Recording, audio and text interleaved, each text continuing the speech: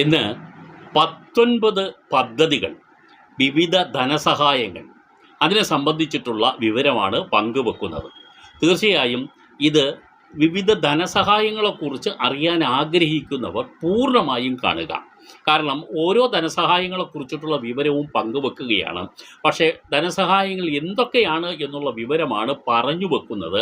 അതിൻ്റെ ഓരോ വിശദ വിവരങ്ങളും ഓരോ പദ്ധതികളെക്കുറിച്ചിട്ടുള്ളത് പിന്നീട് വിവിധ എപ്പിസോഡുകളായി നിങ്ങളുമായി പങ്കുവെക്കുന്നുണ്ട്. ഇത് 19 സേവനങ്ങൾ എന്ന് പറയുന്നത് ഈ വയോജനങ്ങൾക്ക് വേണ്ടിയുള്ള, മുതിർന്ന പൗരന്മാർക്ക് വേണ്ടിയുള്ള ധനസഹായങ്ങൾ, ട്രാൻസ്ജെൻഡർ വിഭാഗത്തിൽപ്പെട്ടവർക്കുള്ള ധനസഹായങ്ങൾ, ഭിന്നശേഷി ഡിസേബിൾഡ് പേഴ്സൺസിന് ഉള്ള ധനസഹായങ്ങൾ, സർക്കാർ ധനസഹായങ്ങളാണ് കേട്ടോ. ഇത് സാമൂഹ്യ നീതി വകുപ്പ് നടപ്പാക്കിയിട്ടുള്ള പദ്ധതികളാണ്. ഈ പദ്ധതികൾ ഏതെല്ലാമാണ്, അതിനുവേണ്ടി നിങ്ങൾക്ക് എങ്ങനെ അപേക്ഷിക്കണം, ആദ്യമേ അപേക്ഷിക്കേണ്ടത് എങ്ങനെയെന്ന് ഞാനങ്ങ് പറയാം.